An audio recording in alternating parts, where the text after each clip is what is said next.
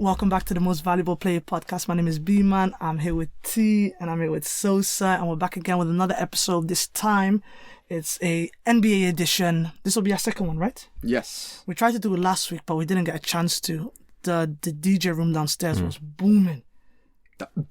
Yeah, for anyone that doesn't know, again, we're in a studio where you've got like loads of recording artists, you've got bands, and you've got a DJ room right downstairs. Now, the band's not an issue because you can kind of kill the background noise, but the DJ booth, the whole room starts shaking. I feel like I was in a It's always niche.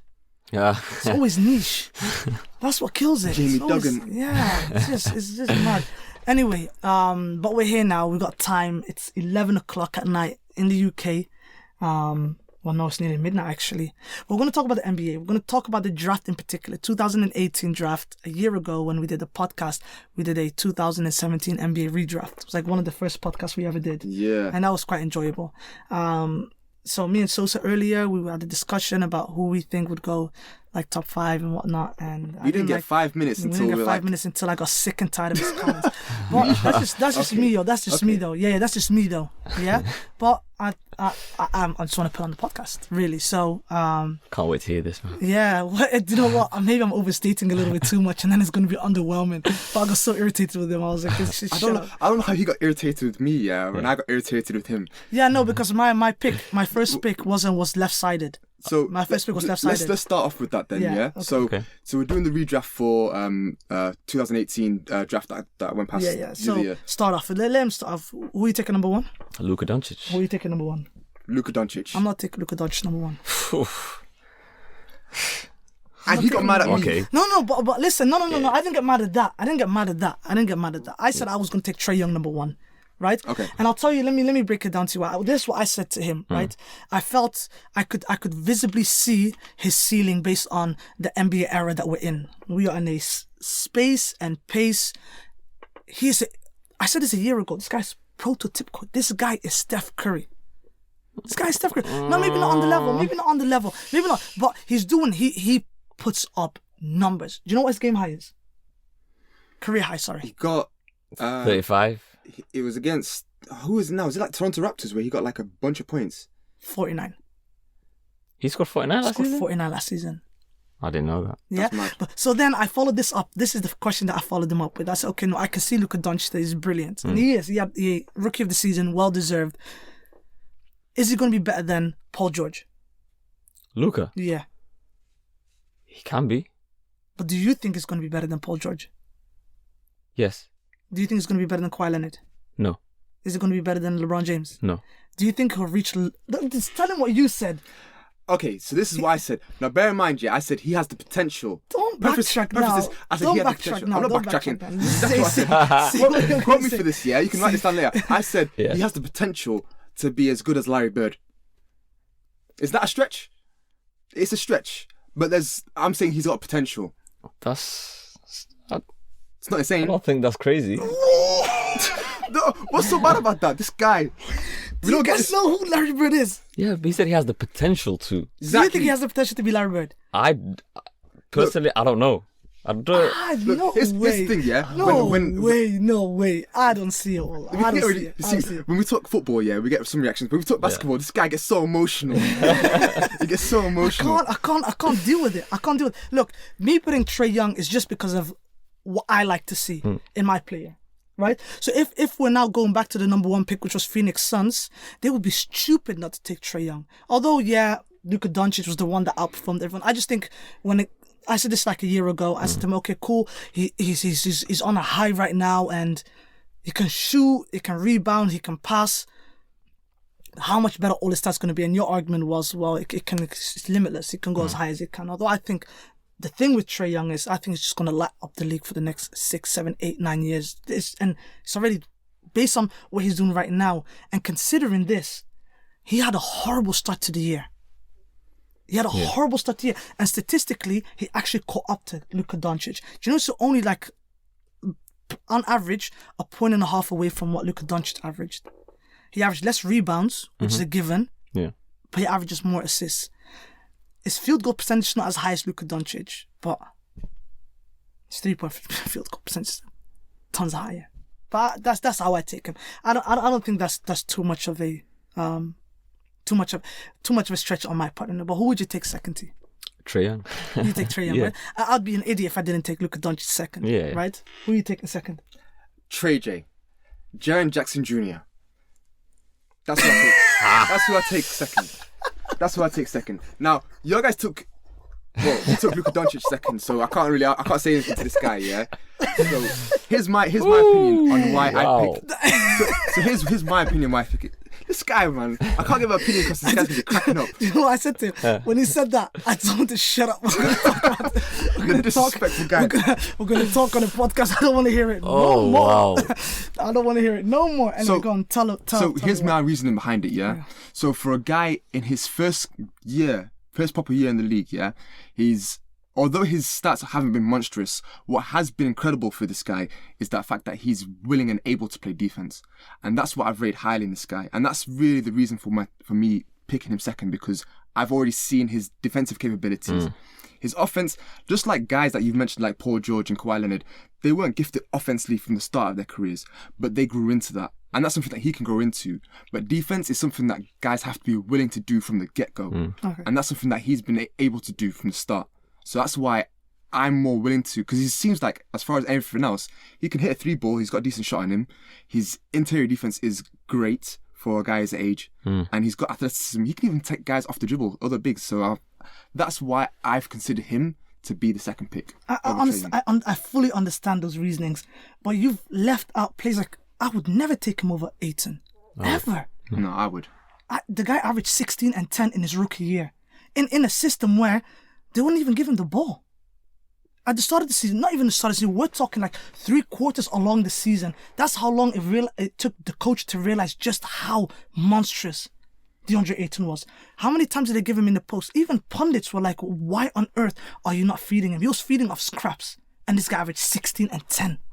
Imagine if he touched the ball as often as Devin Booker did. This guy could have averaged 20 plus points easily. He could have been higher up on my list if he was getting those touches, but I didn't see in like the fact that he just didn't get enough touches. You just said that you're making an assumption that Trae J is going to become good offensively. So why can you not extend that same courtesy? The reason why Ayton? is because I've seen him with the touches and been able. After Marc Gasol left, it was pretty much him, and he was getting assisted with Mike Conley, and the fact that he was able to do that and have that pick and roll game with him, I could see how it could work. I could see his progression. And you can't see Ayton's progression. Ayton is a case of he's just picking up rebounds from guys hitting bricks, and like as far as his defense, I can't see it. His offense is good. His offense is really good for a guy that's just come into the league. But I can't take him over Trae J. Well, fair enough. His own opinions. Let's go to the third round, and this is where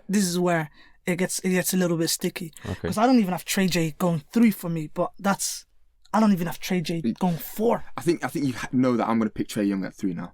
That's my pick now. Okay, so you're going to take Trae. I'm going to take You're Trae. taking DeAndre Ayton. Yeah, and I'm taking DeAndre Ayton as well. That guy was monstrous. I think he's going to have a long career. And although, yeah, you're right, his defense is a little bit shaky, but he's built like a tank. I'm pretty sure that he could pick up, at least become competent enough to defend. The guy's a center. Yeah. How many centers do you know that can't defend? I'm not too concerned about that. Yeah. So, okay, how about this? Who are we taking number 4? Number 4, well, that's where I'd take DeAndre Ayton. Who are you taking number 4? I'll take Shai Gilgeous-Alexander number 4. I'm taking Mitchell Robinson. Hi. What are you? Mitchell Robinson has had a wicked season. He was good, man. He was good. Good?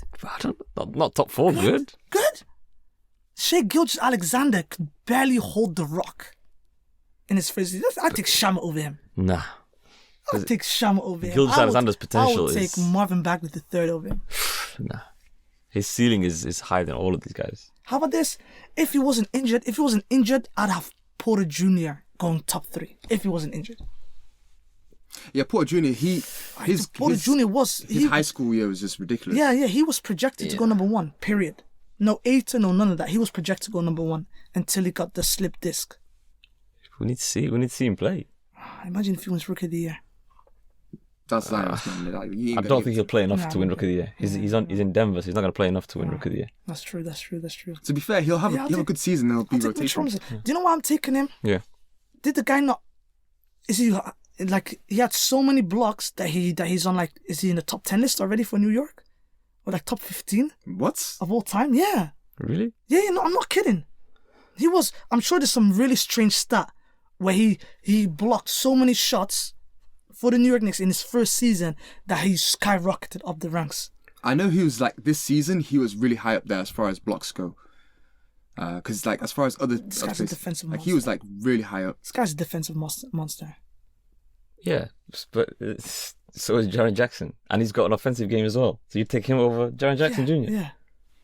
Nah, that don't make sense. Yeah, exactly. Yeah, that don't make sense. from what I see, it's his opinion though, so we have to respect that. But you have to respect it. I know, but you're taking him because he's a defensive genius, whereas Jaren Jackson Jr. is a good defender and a good offensive player. But you know what it is about Jaren Jackson? I've never seen him play. Yeah, that's the thing. If you don't see, I don't know why I was watching Memphis games, but like he really stood out. It's probably because of the fantasy basketball I had him in my team. That's why I probably rated him so highly. And like I followed him. But the truth is, for me, outside of the top three, it's so interchangeable. If I watched all of them, I could just as easily have Trey J. I could have probably have Marvin Bagley Jr. I'm sure. Yeah, that's probably why I didn't have 8 in that high. Sorry. Like there's so many players, even Shai Gilgeous. I actually watched quite a few games of him, and he looks tight, he looks neat. Although whenever he has the ball, I'm like, it's a little bit shaky, and he's not a great shooter. It was the game where I was like, yeah, this guy's not ready for the big time. Was when they played Golden State Warriors. Hey, come on. Warriors. But it's not. Of all the games? No. But it's not. They were always going to lose. Yeah. That was not my argument. It was just how he went about the game. Anytime he had the ball, I felt like, yeah, there's a turnover in him somewhere. And it's been worse point guards that could at least had enough brains to be able to hold the ball. And anytime he actually caught the ball, I always felt like he was going to miss, which he did. I don't know if it was just the pressure that got to him or whatever, but yeah, I'm not feeling him. Let me ask you, as far as we've seen the top end of the draft, what about the guys who weren't exactly like considered top end? Who are your picks for like a star that was, what can I say? What was the word? That's a diamond in the rough from this draft class. I don't feel like there have been that many in this year's draft. I mean, is there one that stood out to you? Okogie was. I liked him, but I don't see him any better than what's that the shooting guard Allen. What was his first Grayson name? Allen? Not Grayson Allen. No. The defensive Tony Allen. Yeah. Like maybe if he's lucky, that's going to be a ceiling. Mo Bamba, we talked about that, but I said Vucevic killed this rookie year because that guy was an absolute beast. There was no way that they were not going to play him. Yeah, it's a shame that I don't know. He should have been on the Bulls, but instead they ended up getting the Wendell Carter, who had a really good year, but like that was supposed to be the guy that I don't know why Orlando took him, knowing that I had Vucevic. Did they expect to trade Vucevic or something? Yeah, they did. I think so. Yeah. They never expected their season to go the way they did. I don't think they had playoffs in their sight whatsoever. And I think like 10 games in, they were like, wait, hold up. This is actually a really good team. Let's see if we can keep it going. And then by the time it got to the trade deadline, it was like, yeah, we're just going to keep him and see how this goes. But to answer your question, so for me, there's an obvious one. Landry Shamet.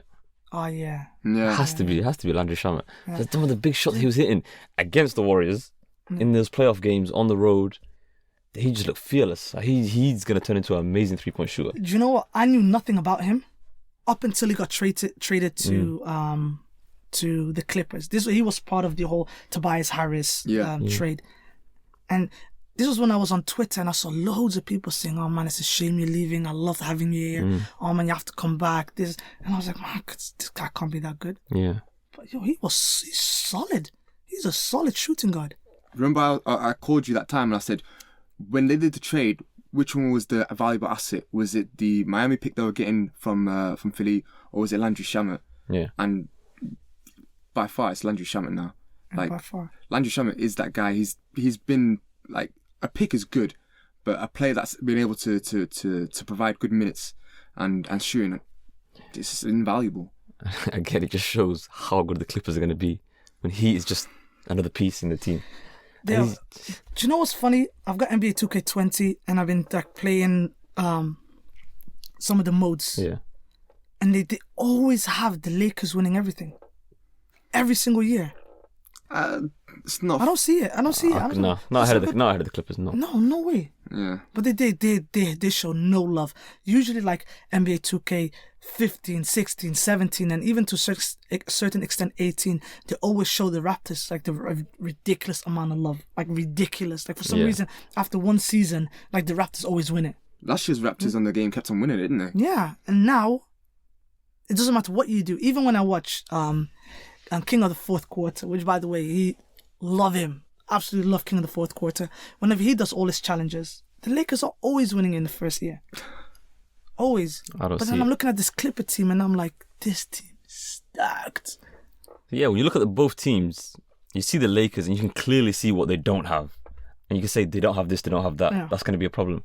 You can't look at the Clippers and say they don't have this. What don't they have, really? Just every aspect, they've got it. They've got superstars. They've got amazing players coming off the bench. They've got shooters. They've got defenders. They've got offensive players. They've got a good coach. They just seem to have everything to win it. But we're deviating from, because this is going to be a whole conversation that we're going to have on another podcast. But okay, so who have we got going number 5? Jaren Jackson Jr. Jaren Jackson Jr. Yeah, same. Jaren Jackson Jr. Oh, how far did I get? So I had you've Luka. I got Trey J. I picked Trae Young. I picked Ayton.